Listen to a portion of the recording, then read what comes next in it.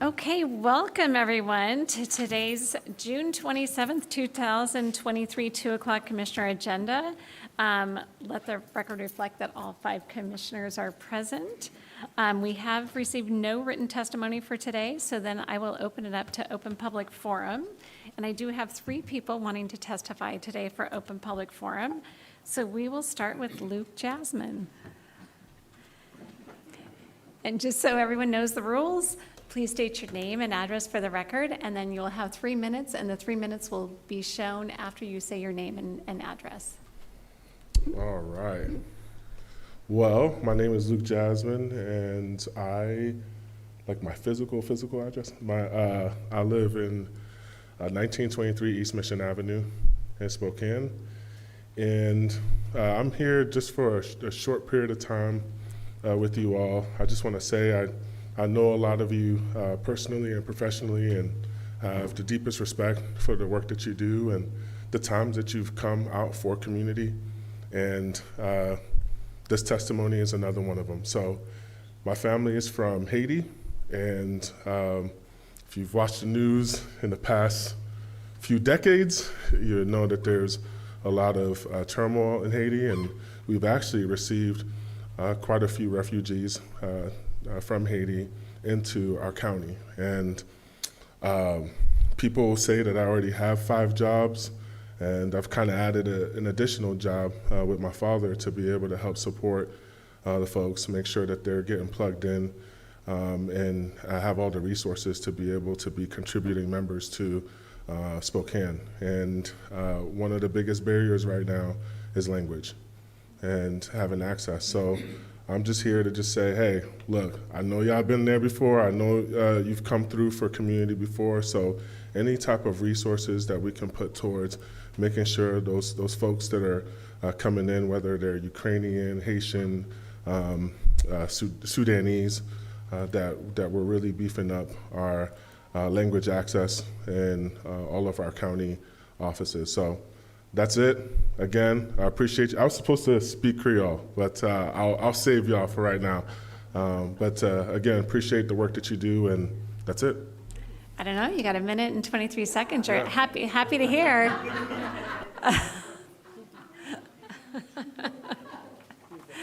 Thank you very much.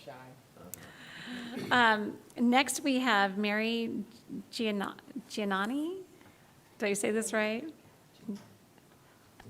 I apologize. I'm very bad at.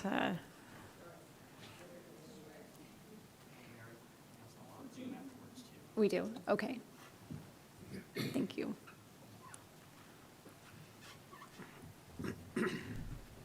It's Giannini. I know it's the hardest name in the world to pronounce. It's got too many N's and I's and an A. That's okay. I have to spell my last name all the time because no one can pronounce it. It seems like right. So no. So state your name and address for the record, and then we'll start. My name is Mary Giannini. I live here in Spokane.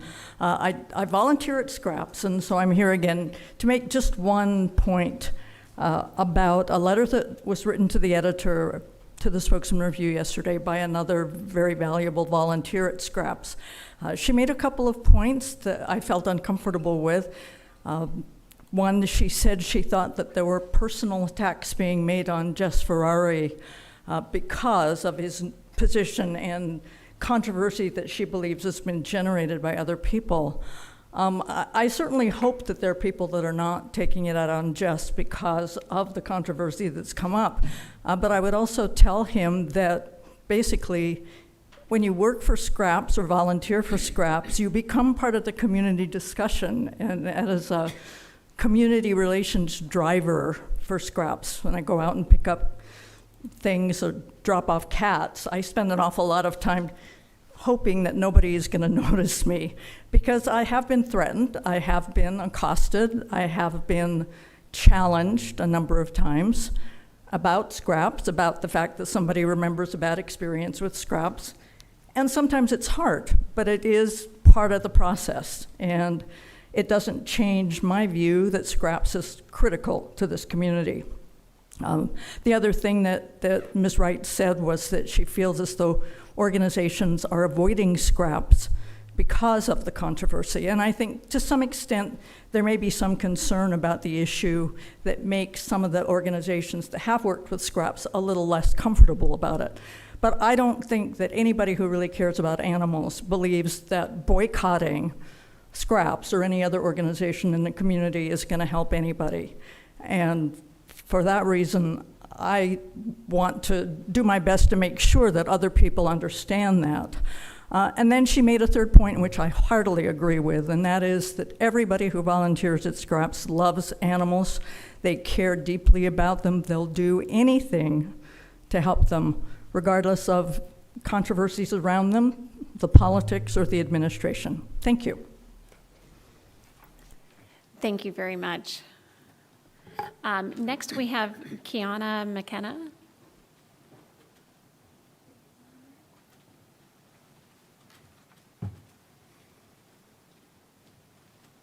And again, Name and address, yes, right? thank you. No problem. My name is Kiana McKenna, and my address is 3014 East 17th Avenue, Spokane, Washington, 99223.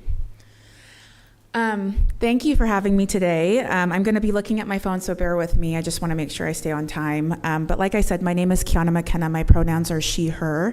I'm the Director of Policy and Civic Engagement at the Pacific Islander Community Association of Washington, otherwise known as PICOWA for short. We're a 501c3 nonprofit serving all Native Hawaiians and Pacific Islanders in Washington State. You'll hear me use the acronym NHPI to denote for that. Our mission is threefold: to establish cultural home, center community power, and further the wellness of our communities physically, culturally, socially, and spiritually. And just some background information in case any of you didn't know, NHPI actually account for less than 1% of the Spokane County population, but the population has increased by 126% in the last decade, and it is expected to continue increasing in the coming years. Spokane's also home to the second largest Marshallese population in the country and many other significant NHPI groups, including Native Hawaiian, Samoan, Chamorro, Tongan, Chuukese, Fijian, Coast Hawaiian, Palauan, Yapese, and many other Pacifica communities. Some of you may be familiar with the Federal Compact of Free Association Policy, which is a treaty between the U.S. and the Federated States of Micronesia, the Republic of the Marshall Islands, and the Republic of Palau. This treaty allows residents from these three nations to live and work here legally without citizenship, and it was created following the 12-year period from 1948 to 1958 when the U.S. government conducted 67 nuclear tests in the Marshall Islands. The radioactive fallout and radiation has left behind, that has been left behind from the testing has made many of these islands and homelands uninhabitable, and the adverse health effects are significant and still being felt today. This is one of the many reasons that language access should not be one of the things they need to struggle with on their way to better health and wellness.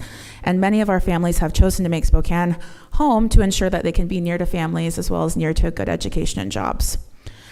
To be clear, these COFA residents, which are my community members, are tax-paying citizens, but experience significant language barriers in both accessing and utilizing essential services by the county, especially those within the court system, the sheriff's department, and the vehicle licensing office. Not only this, but due to the lack of language access, many community members have been negatively impacted because of it. Many government systems are difficult to work our way through, even if English is our first language, and for many of these NHPI families, English is not their first language. Language access can be a defining point in the outcome of a family going through any of these processes, and with any of these systems. And these outcomes can have lasting impacts for these families for years to come. So I urge you all to address the lack of language access in Spokane County, not just for my NHPI community, but also for the almost 40,000 community members living in Spokane that speak a language other than English. We work, live, and pay taxes in our county, yet we are not receiving the same quality of service, and this is really important. So thank you so much. Thank you.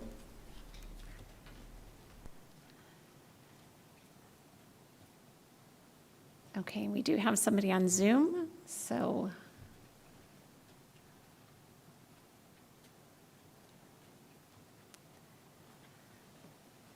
Okay, so Melissa on Zoom, you have raised your hand for the open public comment. If you can please unmute and state your name and address for the record.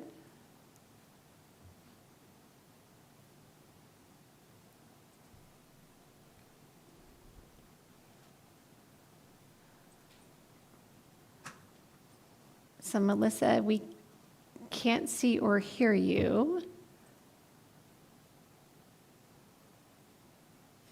Oh, maybe you've unraised your hand. No.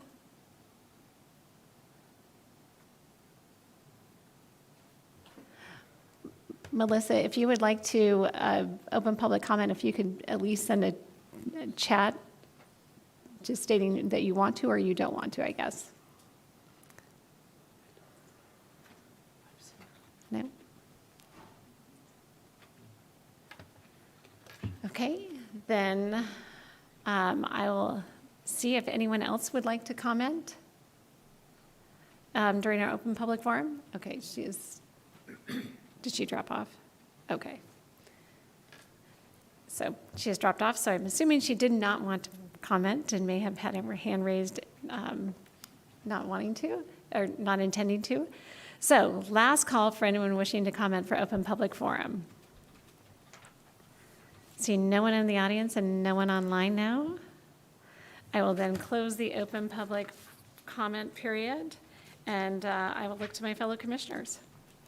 First, I should ask, does anyone want to take anything separately? No, okay. Then I will look to my fellow commissioners.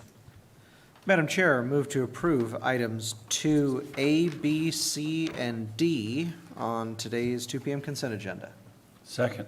I have a motion and a second to approve items 2A, B, C, and D, which I believe is one of our shortest agendas ever on today's consent agenda. Are there any discussions? No, seeing none. All those in favor, please signify by saying aye. Aye. Aye. Aye. I believe, Commissioner Jordan, did you say aye? I was listening, but I didn't hear. Aye. Yes. Okay, very good. Okay, so motion passes unanimously. So that takes us to the end of our agenda. I will look to Mr. Simmons and Mr. Anderson if we have any additional items.